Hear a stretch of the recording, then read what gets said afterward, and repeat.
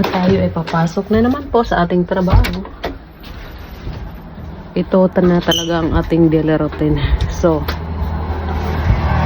10:30 ng umaga at ako ay maglalakad pa. Ang pasok ko po ay alas 11 ng umaga. At yes, sobrang napakaganda ng panahon. Ayan o, nandoon na yung araw. Tignan nyo, may araw na dun sa banda. Roon. So, tayo ay maglalakad papunta na sa ating trabaho. At yes, aantayin ako ng aking katrabaho doon sa may kabilang kanto. Dahil nga, sabay kaming papasok dahil sabay yung schedule namin. So, since isa lang din naman yung pinagtatrabahoan namin, ayan, tayo ay maglalakad papunta sa trabaho at sabay ko ang aking katrabaho. Ayan, sobrang ganda na ng panahon dito mga ka-Saudi Pinay. Mga kabayan ko, tignan nyo. Dahil nga, summer is weaving. So, nasa -10 po tayo ngayon. So, medyo malamig-lamig pa.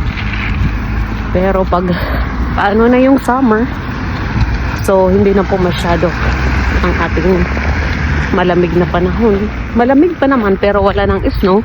At yung yellow ay medyo matutunaw na. So, nag-start na nga or nagsimula nang matunaw yung mga yellow. Kaya tingnan nyo, may mga nakikita na yung mga bato-bato na maiitim. Ayan. So, ito po ay tulay. Yan po, tulay. At yan po ay creek. Andun po yung aking bahay. Yung red house doon. Ayun. Yun na red house, yun po yung bahay ko. Ayan, dahil nga nasa may kalsada lang din naman yung aming bahay. So, andito na yung aking trabaho. Inaantay na ako dahil sabay nga kami papasok sa aming pinagtatrabahoan. So, ganyan po ang trabaho dito. Ayan. Ayan, mga trabahante din po yan, mga carpenter. Ayun, nagtatrabaho sila. Mostly dito ng mga tao ay mga skilled worker na nagtatrabaho.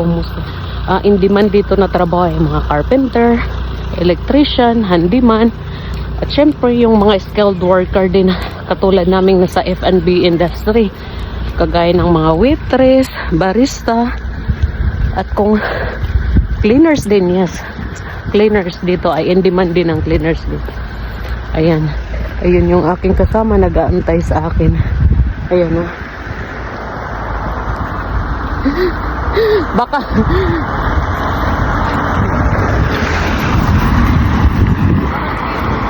ha?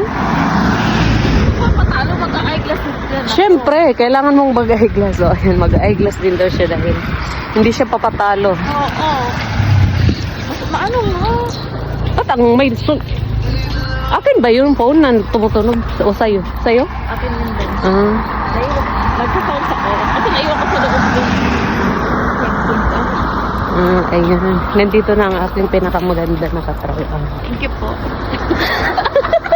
So, feel na feel niya ang kagandahan niya. So, thank you po daw. Ay, sobrang ganda ng panahon na.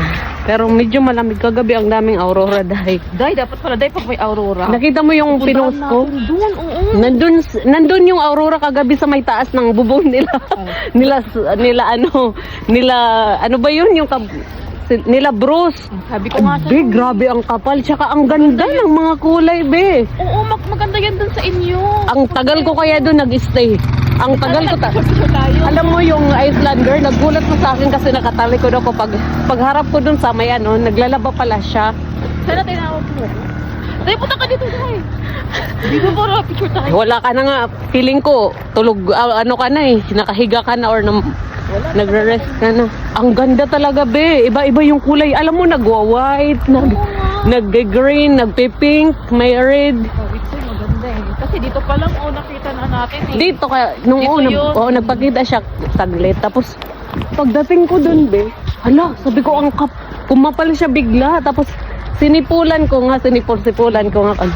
Be, nag-iba-iba ng formation, nag-iba-iba ng kulay, nag-iba-iba ng, as in, sumasayaw siya. Maganda yun kasi dun sa inyo. Kasi diba pag tuminala ka sa inyo, ang daming... Ang daming, oo. ganyan. Tsaka Kawawa. nakukuha ko din kasi ng maganda kasi bakit yung mga ilaw dito lang sa banda sa ano. Yung bahay nila Gabi. bros, hindi naman masyado. Abangan natin mamayang gabi. Abangan natin si... Day, maganda dun, Day. Sa may spar dun. Kasi may Oo, madaming bahay malawak. dun na makikita mo talaga. Malawak doon. Maglakad-lakad. So maglalakad pa ba tayo doon? Oo, mamayang gabi. Or kung gusto mo doon tayo bidaan, umiko tayo. May pag-uwi natin. Sige po, sige. Doon no, sa kabila. Ay, No? oo, dyan sa hangout. Oo, Ano, doon no? sa hangout sa Sige. pababa. Ayan. Alam mo, may plano na naman po kami. So may Sana nandito mga Aurora to may mga plano po kami. Kung nandito, hindi, try lang natin duman sa kabila doon. Ayan yung mga magigiting na mga basurero dito sa Greenland. Bakit yung amin hindi ko kasi nakita? Sa amin meron din doon. Tingnan mo yung mga nag-aayos ng ano, naka-uniform yun. Naka-uniform sila. Mga carpenter lang yun sila. Pero full gear. Full gear uniform. Mga nasa 300 kayo sa harap. Yes. Diyos ko, Day. Ang sahod nila ay nasa 300k. Philippine money na po yan. So, ano, may laban tayo? May laban ka May dyan? laban ba yung mga construction sa atin? Oo. Construction sa... Ay, bukol. Sorry. Construction sa atin, be. 600 per day. Yan na nga. Dito. Tapos, madami pang requirements ang hahanapin. Oo. Di ba? Dito. Ano kasi na free house. Dito, free wifi, free lahat, day. 8 hours a day. Hala. 8 hours. Feel mo naman dyan, mag-ano-ano. Akala mo naman, papansinin ka. Suplada pa. Suplado tayo. Suplado yung ano mo eh. Suplada yung ano ko, pinansin ko. May dumaan na kay J-Day. Tapos, May nakapul. ayoko dahil. Takot akong sumakay. Parang si Chris lang dahil. Ano nga ka, Chris? Di mo ako pinasakay. Kita-kita eh. Sabi niya. Sabi niya, hindi daw siya yun. Niloloko ko lang. Si ano yun? Yung si Icelander ata yun. O, sa Islam. Siya na kasi yung humahawak ng sasakyan. So, ayan. Ilang kilo ang gusto nyong yelo? Pwede kami magpadala dyan sa Pilipinas. Free ano na po to. Gatusa. Free, free kuskus. Dahil mga fine grind po to. Tingnan mo, natunaw na yung mga yelo dun sa banda day. No? Ay, nako. So, ganito ang eksena dito. Medyo matao pa ang kalsada dahil nga, today is weekdays. So,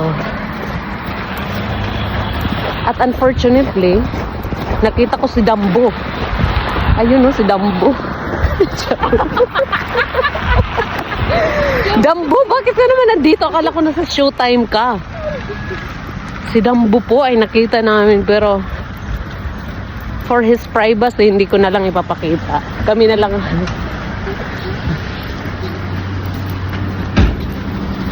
So, may ngumingiti po dito. Nandito na yata si Chef.